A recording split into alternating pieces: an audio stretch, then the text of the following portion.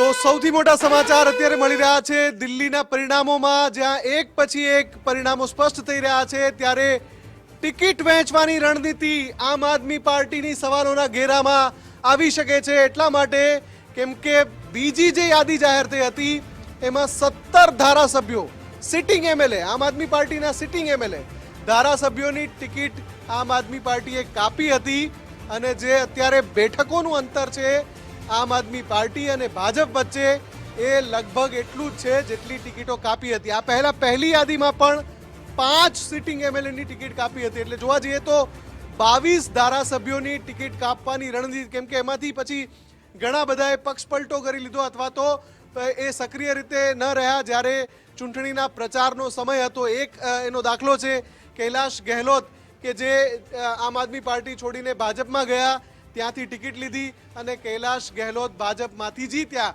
એટલે એ રીતે આમ આદમી પાર્ટીને જે ગાબડું પડ્યું, આ ગાબડામાં 17 જે ટિકિટો કાપી. બીજી યાદી સૌથી અગત્યની છે.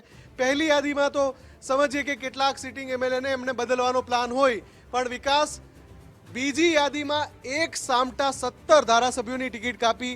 આ ક્યાંક ને ક્યાંક નિર્ણાયક સાબિત થયું. બિલકુલ એ ટર્નિંગ પોઈન્ટ સાબિત થયું છે ને કદાચ એ બેકફાયર પણ થયું છે. કદાચ એમને એવું હતું કે હું આ લોકોની ટિકિટ કાપું છું તો મને ફાયદો થશે, પરંતુ એમાં આપનો ધી એન્ડ થઈ ગયો છે. તમે ટીવી સ્ક્રીન પર જોઈ રહ્યા છો ધી એન્ડ એટલા માટે કારણ કે જ્યાંથી 2 ઓક્ટોબર 2012 જ્યારથી આમ આદમી પાર્ટીએ પોતાની પાર્ટીની શરૂઆત કરી હતી તેમને સત્તા મળી હતી, સફળતા મળી હતી, પરંતુ હવે તેમની સત્તા છીનવાઈ ગઈ છે અને એવી રીતે છીનવાઈ છે કે મોટા મોટા નેતાઓ પણ કારમી હારનો સામનો કરી રહ્યા છે.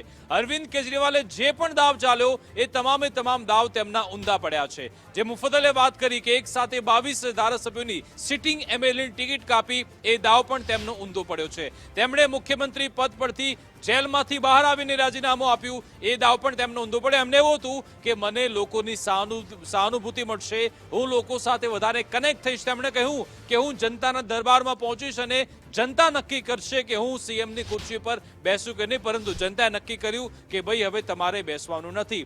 સાથે સાથે બીજા અપડેટ્સ કેજરીવાલ લઈને આવી રહ્યા છે. આ બધાની વચ્ચે ભાજપનું નવું પોસ્ટર આવી ગયું છે દિલ્હીમાં. જીત સાથે જ ભાજપનું નવું પોસ્ટર આવ્યું છે કે દિલ્હી સે આપદા ગઈ.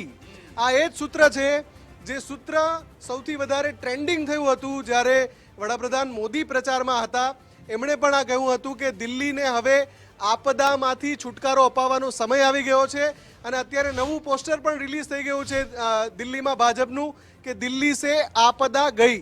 બિલકુલ પ્રધાનમંત્રી મોદી જ કે જેમણે આ સૂત્ર આપ્યું હતું ને તેમણે વારંવાર તેનો પ્રચાર કર્યો હતો કે દિલ્હીને આપદામાંથી આપણે મુક્તિ અપાવવાની છે, તે રીતનો તેમનો નેરેટિવ હતો, પ્રચાર હતો.